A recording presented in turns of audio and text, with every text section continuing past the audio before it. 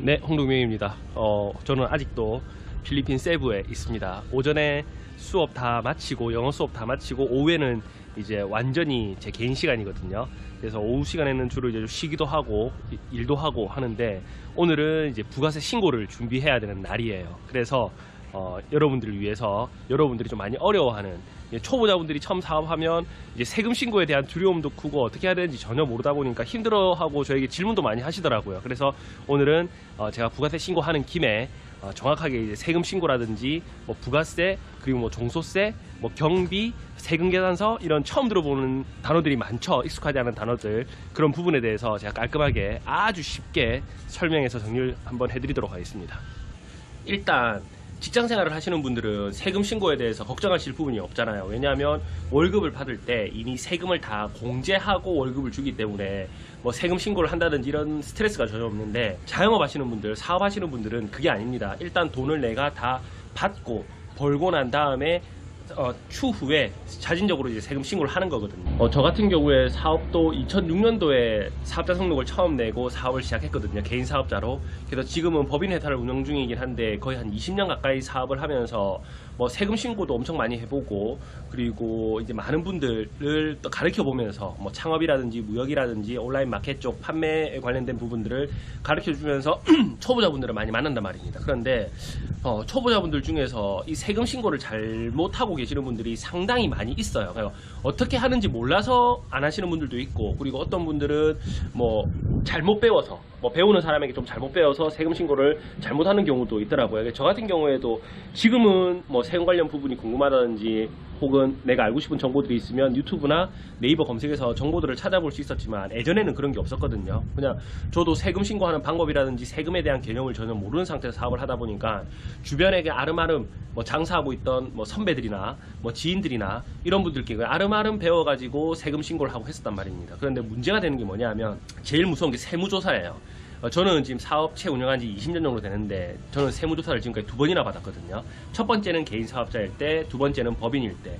여러분들이 알아두셔야 되는 게 중견기업이나 중소기업 같은 경우에는 뭐 세무조사를 뭐 랜덤으로 하기도 하고 하겠지만, 일반 개인 사업자들이나 매출이 그렇게 크지 않은 법인들은 세무조사를 할 이유가 사실은 거의 없습니다. 왜 세무조사를 하느냐면 99.99%가 주변에서 신고입니다. 왜 그러냐면 온라인 기반으로 거의 대부분 사업을 하고 있다 보니까 경쟁업체들이 여러분들이 사업을 하는 구조라든지 시스템을 쉽게 확인하고 볼 수가 있거든요. 그래서 내 경쟁하는 업체가 가격을 너무 싸게 파는데 얘네들은 분명히 뭐 관세에서 뭐 언더밸류를 해서 관세를 좀 줄인다든지, 아니면 세금 신고를 누락시켜서 이렇게 싸게 팔 거야, 뭐 현금 거래를 유도해가지고 이렇게 싸게 팔 거야 해서 의심이 되면 무조건 신고를 해버립니다. 그러면 이제 국세청이나 지역 세무서에서 나와서 조사를 하게 되거든요. 그러면 이제 큰일 나는 거죠. 저 같은 경우에 세무조사를 2번 받았는데, 한 번은 개인 사업자일 때 사업하고 한 4, 5년 정도 지났을 때인가 세무조사가 한번 들어왔었어요. 그때는 세금을 추징을 좀 많이 받았습니다. 한 1억 정도 추징을 받았는데, 증빙할 수 있는 거 그리고 제가 소명할 수 있는 부분들은 다 소명을 했습니다. 소명을 했음에도 불구하고 그때 당시에 제 기억으로는 한 7천만 원 조금 안 되는 돈을 세금으로 또 납부했던 것 같아요. 이게 왜 그랬냐면 개념이 없었어요. 세금 신고하는 방법도 잘 몰랐고, 그 제일 크게 착각했던 부분 중에 하나가 뭐냐면, 여러분들 이거 꼭 알아두셔야 됩니다. 사업자들은, 개인 사업자들 같은 경우에는 본인 통장으로 들어오는 모든 비용은 다 매출로 보고 있습니다. 왜 그렇냐면, 여러분들이 개인 사업 하시는 분들은 근로소득이 없잖아요. 어디 사대보험 넣고 직장생활 하는 것도 아니고, 뭐 3.3% 원천징수 해가지고 아르바이트 하는 것도 아니고, 그렇기 때문에 사업자들은 뭐 돈을 벌 수 있는 수단이 오직 사업밖에 없잖아요. 그래서 여러분들의 통장으로, 명의의 통장으로 들어가는 돈은 무조건 다 매출로 봅니다. 그래서 절대 여러분들이 사업 소득 이외에 다른 뭐 개인 간의 거래라든지 이런 거는 가급적이면 여러분들 통장으로 받으시더라도 기록을 하나하나 증빙 자료를 다 남겨놔야 됩니다. 누구에게 빌려준 돈 받은 거라든지, 어디 친구들이랑 뭐 술을 마셨는데 n분의 1 회비를 나눠가지고 받은 거라든지, 이런 부분들 여러분들이 놓치지 않고 하나하나 체크를 해놔야지 나중에 문제가 되지 않습니다. 그리고 또 세금 계산서를 발행해주지 않거나, 그리고 현금 영수증을 발행해주지 않은 매출은 신고를 안 해도 된다. 이것도 되게 잘못된 생각입니다. 만약에 세금 계산서를 발행을 안 해주더라도, 그리고 현금 영수증을 발행 안 해주더라도 여러분들하고 고객하고 직거래로 물건을 판매했잖아요. 그러니까 아무런 계산서가 없다? 그래도 그거는 다 현금 매출로 신고를 해주셔야 된다는 겁니다. 그래서 중요한 거 하나는 본인이 사업자다 그러면 본인 통장에 들어오는 비용은 세금 계산서나 현금 영수증은 끊지 않더라도 무조건 다 매출로 신고가 되어야 된다는, 그렇게 아무것도 모르는 상태에서 개인 사업자로 한번 된통 이 세금 폭탄이라고 하죠. 두드려 맞고, 그리고 저는 법인으로 바로 전화를 했거든요. 세금의 무서움을 알았기 때문에. 그래서 지금은 전문 회계 사무실에 모든 자료들을 다 제공해주고 진짜 10원짜리 하나 누락되지 않게 투명하게 세금 신고를 하고 있습니다. 그랬더니 또 아니나 다를까 법인 전환하고 한 3년인가 지났더니 또 누군가의 신고예요. 왜냐면 계속 제가 사업이 성장하고 하다 보니까 주변에서 똑같이 물건 수입해서 판매하시는 분들이라든지 뭐 비슷한 교육 사업 하시는 분들이라든지 이런 분들이 또 신고를 했겠죠.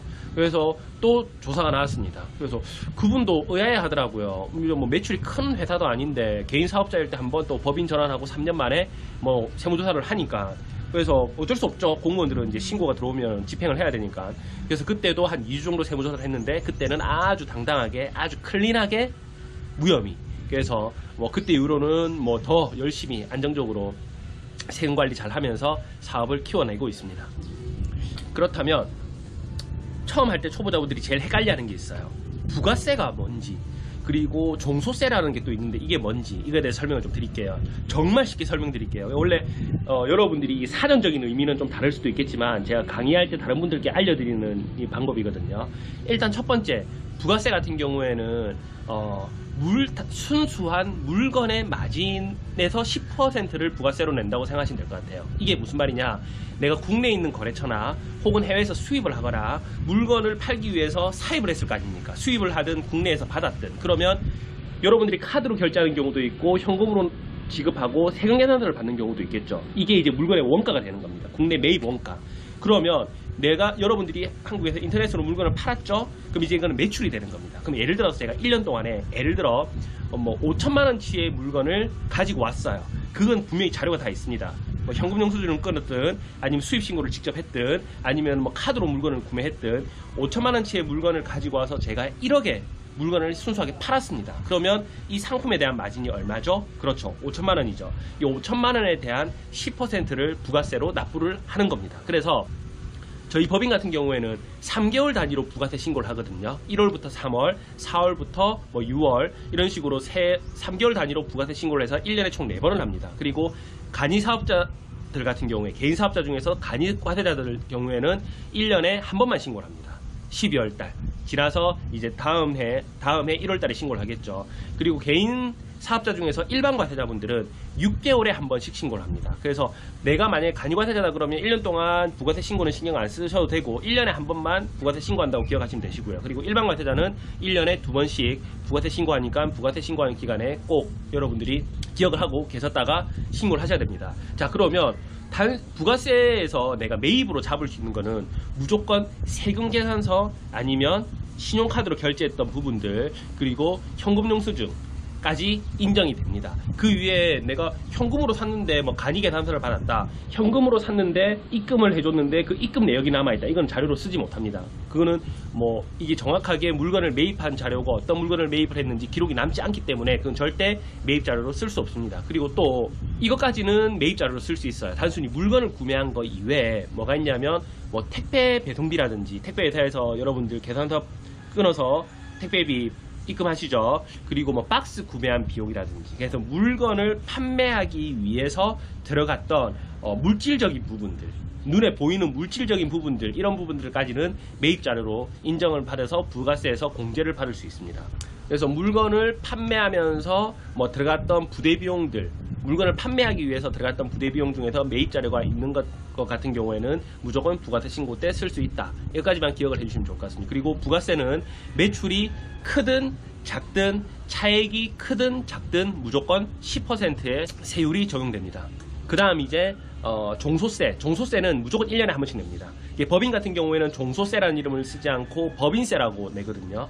이 종소세는 뭐냐 하면, 부가세는 기억나시죠? 단순히 물건의 순수한 마진에서 10%를 지불한다, 이렇게 생각하시면 되시고요. 종소세는 본인이 사업을 해서 벌어들인 수익에서 차등 적용해서 세율이 만들어진다고 생각하시면 됩니다. 이 말이 무슨 말이냐면, 방금 전에 제가 5천만 원치의 물건을 가지고 와서 1억에 팔았다? 그럼 저희 상품에 대한 순수 마진은 5천만 원이니까 거기서 뭘 냅니까?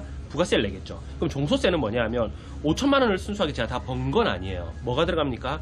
뭐 저희 같은 경우에는 회사 같은 경우는 직원 인건비도 들어갈 것이고요. 그리고 직원들 식비도 들어갈 것이고요. 그리고 뭐 사무실에 들어가는 뭡니까 뭐 전기세라든지 수도세라든지 인터넷 사용료라든지 이런 것도 들어가겠죠. 그리고 저희 같은 경우에는 이제 차량도 있기 때문에 뭐 차량 관리 유지비라든지 이런 것도 있을 수도 있고요. 그래서 다양한 부분들의 사업을 하다 보면 부수적으로 쓰이는 경비들이 상당히 많지 않습니까? 이런 경비들을 다 제외하고 순수하게 번 돈에서 많이 번 만큼 세금을 많이 내는 구조라고 생각하시면 됩니다.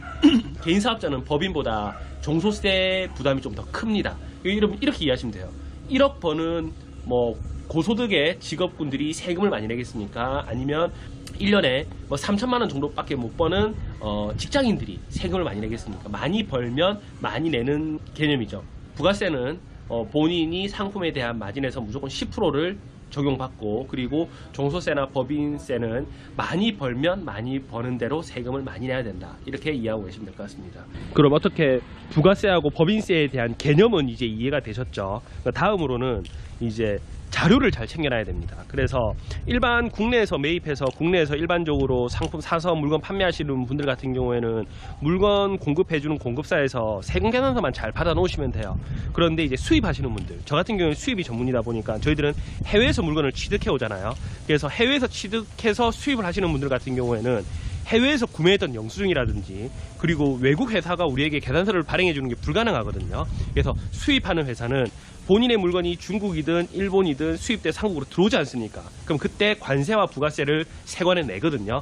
그래서 관세청에서 매입 세금 계산서를 발행을 해줍니다. 정확하게는 수입 매입 세금 계산서를 관세청에서 발행을 다 해주죠. 그래서 옛날에는 사실 이런 세금 계산서를 하나하나 손으로 다 써가지고 모아가지고, 그리고 회사마다 이제 격리 회계 담당하는 분들이 다 계시거든요. 그런 분들이 하나하나 계산해가지고 했는데 요즘은 그럴 필요가 전혀 없이 모든 게 홈택스 사이트 안에서 다 집계가 됩니다. 그래서 뭐 세금 계산서를 주고 받고 직접 할 필요도 없이, 그리고 얼마 전까지는 또 뭐 메일로도 주고받아서 메일로 받은 세금 계산서를 전부 다 본인이 막 저장해 놓고 이랬는데, 요즘 그럴 필요 없이 그냥 매월 내가 받아야 되는 업체에서 나에게 물건을 공급해주는 업체에서 세금 계산서 정상적으로 발행됐는지 홈택스에 들어가서 확인만 해보면 모든 세금 계산서 자료들이 다 나옵니다. 그리고 매출 같은 경우에도 예전에는 하나하나 매출들을 우리가 다 신고를 했었거든요. 찾아서 어디에서 얼마 나오고, 예를 들어 뭐 스마트 스토어에서 매출이 얼마다, 뭐 옥션에서 얼마다, 그리고 세금 계산서 발행해준 매출이 얼마다 다 집계해가지고 저희들이 다 만들었었는데, 지금은 그럴 필요 없이 온라인 사이트와 거의 99.9% 다 연동이 되어 있기 때문에 홈택스에 들어가면 매출이 얼마고 매입이 얼마고, 그리고 그 세금 계산서 자료를 기준으로 해서, 그리고 온라인 쇼핑몰에서 판매했던 매출들은 뭐 현금 매출, 그리고 현금 영수증 끊어준 거, 그리고 뭐 기타 매출, 이렇게 다 뜹니다. 그래서 사실 예전처럼 뭐 세금을 속여서 탈세를 한다든지 이런 경우는 거의 없죠. 그런데 일단 사업하시는 분들이 이 세금에 대한 개념을 정확하게 알아놓고 언제 신고해야 되고, 그리고 한 번 정도는 여러분들이 체크를 다 해봐야 됩니다. 왜냐하면 이 전산에서 오류가 나는 경우도 간혹 있거든요. 나도 모르게 누락되는 경우도 있어요. 그런 경우에는 나중에 또 피해를 볼 수도 있기 때문에 아무리 홈택스에서, 그리고 요즘은 또 온라인 사이트라든지 어플이라든지 세금 신고해주는 곳들이 너무 많잖아요, 자동으로. 그걸 100% 믿기보다는 사업하시는 대표님들은 어떻게 세금 신고가 들어가고, 그리고 어떤 자료를 또 챙겨야 되는지 머릿속으로 이해를 하고 있어야지 나중에 불이익을 피할 수 있습니다. 그러면 제가 컴퓨터로 지금 저기 라운지, 저 일할 수 있는 라운지가 있거든요. 여기 라운지 가서 컴퓨터로 제 홈택스 화면을 보고, 그리고 지금은 모든 자료가 준비가 안 돼 있으니까 지난번에 제가 부가세 신고했던 부분들 어떤 자료를 챙겨서 저희가 회계 사무실로 넘기고 부가세 신고를 하는지에 대해서도 살짝 한번 보여드리도록 하겠습니다. 와, 근데 여기 날씨가 되게 덥고 습한데 말하려니까 힘드네요.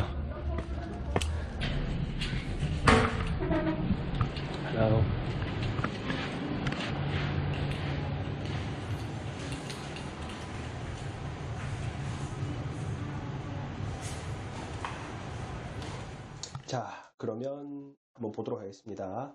지금 제가 필리핀 현지에 있고, 그리고 홈택스에 지금 부가세 신고 기간이다 보니까 사람들이 몰려서 상당히 느리더라고요. 조금 느리더라도 이해를 해주세요. 홈택스 홈페이지에 들어가셔서 세금 계산서 메뉴를 들어가시면 월 분기별 목록 조회라고 있을 겁니다. 이쪽으로 들어가 보면 예전처럼 세금 계산서를 수기로 다 쓰고 뭐 받는다든지 메일로 주고 받아서 내가 직접 저장을 하는지 필요가 없이 그냥 수시로 들어가서 내가 조회를 해보면 지금 나에게 발행된 세금계산서가 어떻게 있고 내가 발행해준 계산서가 어떻게 되는지 다 나오거든요. 그럼 예를 들어서 매출부터 한번 보도록 할게요. 조회 기간은 분기별로 해서 2024년도 2기 확정이면 10, 11, 12, 3개월치의 매출이 이제 나올 겁니다. 3개월치의 매출을 한번 조회를 해보도록 하겠습니다. 자, 이렇게 보시면 이걸 한번 볼게요. 맨 뒤쪽으로 봤더니 10월 1일부터 시작을 해서 제일 최근 계산서는 12월 31일까지 이렇게 매출이 다 나옵니다. 그러면 뭐 쿠팡에 우리가 발행을 해준 것도 있고 매출이니까, 그리고 뭐 저희 거래처들 이렇게 쭉 해준 내역들이 있습니다. 그래서 이렇게 보시면 저희 매출이 11억 정도 나왔습니다. 11억이라고 하는 거는 1년 매출이 아니고요. 아까 봤죠? 3개월 동안의 매출, 10월달, 11월달, 12월달의 매출이 한 11억 정도 되고, 이 상태로 만약에 제가 매입 자료가 아무것도 없다, 그냥 매출만 순수하게 있다, 그러면 어떻게 될까요? 이 부가세 10%, 한 1억 원의 정도의 부가세를 내야 되는 거겠죠. 그런데 저희에게는 또 뭐가 있다? 매입 자료도 있겠죠. 자, 수입하는 사람들의 매입 자료가 뭐라고 했죠? 그렇죠. 해외에서 물건 수입할 때 관세청을 통과하기 때문에 관세청에서 발행해준 이런 매입 자료들, 그리고 저희들이 뭐 거래처, 국내 거래처에서 받는 것들도 있거든요. 국내 거래처에서 매입 자료 받은 것들, 그리고 뭐 운송이라든지 통관에 필요한 뭐 부대 비용 들어갔던 비용이라든지, 아니면은 뭐 저희가 뭐 박스를 구매했을 때 받았던 세금계산서라든지 이런 부분들이 여러 개가 있겠죠. 그럼 이것도 매입을 한번 보도록 하겠습니다. 매입 같은 경우에는 조회를 해보면 매입 같은 경우에는 10억이 조금 안 됩니다. 맞죠? 10억이 조금 안 됩니다. 그래서 총 세액이 8,400만 원 정도 되겠죠. 그렇다고 그러면 저희가 이번 분기에 납부해야 되는 부가세는 여기로만 봤을 때 얼마겠습니까? 한 1,600만 원이 된다는 얘기입니다. 이거 이해되시겠습니까? 그런데 문제가 매출이 여기로 끝이 아니라는 얘기인 겁니다. 여러분들 사업해 보시면 아시겠지만, 여러분들 온라인 쿠팡이라든지 스마트 스토어라든지 이런 마켓에 판매되는 매출들은 여기에 안 나옵니다. 왜? 이거는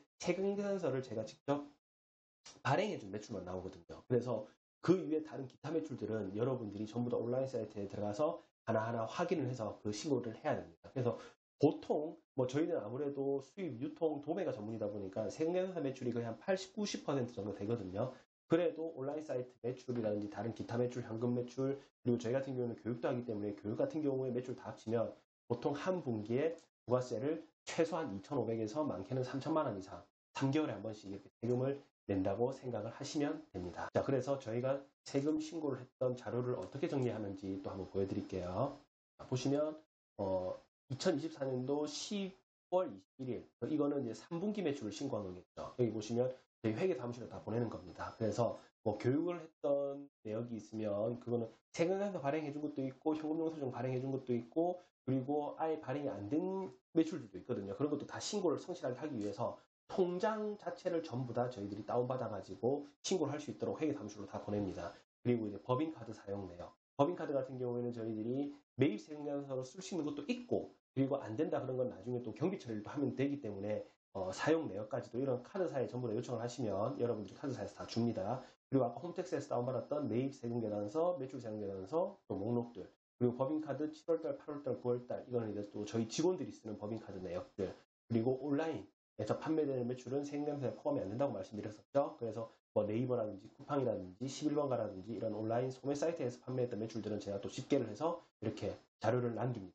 그리고 지금도 수기로 세금계산서를 주는 경우도 있습니다. 저희 사무실 주인 같은 경우에는 좀 연세가 많으신 분이라서 인터넷으로 하지 못하시더라고요. 그래서 수기로 작성한 세금계산서도 저희들이 사진 찍어서 이렇게 올려주고요. 그리고 혹시나 이제 매입인데 현금영수증을 끊는 경우가 있어요. 또 현금영수증 매입 자료 같은 경우는 또 따로 챙깁니다. 이렇게 해서 저희들이 3개월에 한 번씩 부가세 신고를 하고 있습니다. 자, 그래서 여러분들 아마 처음에 사업 시작하면서 이 세금에 대해서 많이 헷갈리고 하실 거거든요. 근데 오늘 제가 알려드렸던 부분들 잘 이해하시고 숙지하시고, 뭐 어플리케이션이라든지 프로그램으로 쉽게 세금 신고해주는 서비스들도 많이 좋아졌어요. 하지만 거기도 놓치는 부분이 있을 수도 있고, 그리고 제가 교육 때도 항상 말씀드리는 게, 본인의 사업은 대표가 A부터 Z까지 완벽하게 이해를 하고 있어야 됩니다. 어떻게 회계 처리를 해야 되는지, 어떻게 사업으로 법적으로 문제가 되지 않는지, 그리고 수입하는 물품의 인허가 관련된 거에 뭐 문제가 생기지 않는지 그렇게 해야지 나중에 여러분들이 예상치도 못했던 그런 피해를 막을 수 있습니다. 그리고 또 하나 더 말씀드리면 어떤 분들은 저는 회계사무실에 다 맡기니까 상관없어요 하시는 분들이 계시거든요. 절대 잘못된 생각입니다. 회계사무실의 회계사나 세무사분들 같은 경우에는 여러분들의 이제 뭐 장부정리라든지 그리고 세금 신고를 대신해주는 역할이지, 만약에 문제가 됐을 때 그분들이 여러분들의 변호사가 되는 게 절대 아닙니다. 그분들은 자료만 내고 그냥 바로 빠집니다. 그래서 여러분들이 넘겨주는 자료를 토대로 세금 신고만 대신해주는 분들이라고 생각하시면 됩니다. 대신 모르는 건 상담받을 수 있겠죠. 어떤 자료를 챙겨야 되고 이거는 받을 수 있는지 못 받는지 이런 부분들을 충분히 상담받아서 여러분들이 정상적인 세금 신고와 정상적인 사업을 운영하셨으면 좋겠습니다.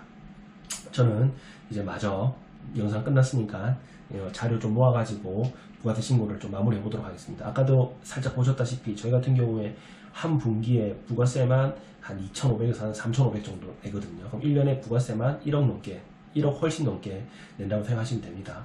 그래서 뭐 세금을 많이 내는 건 그만큼 사업을 열심히 해서 뭐 잘하고 있다는 거니까 오늘도 열심히 해보도록 하겠습니다. 감사합니다.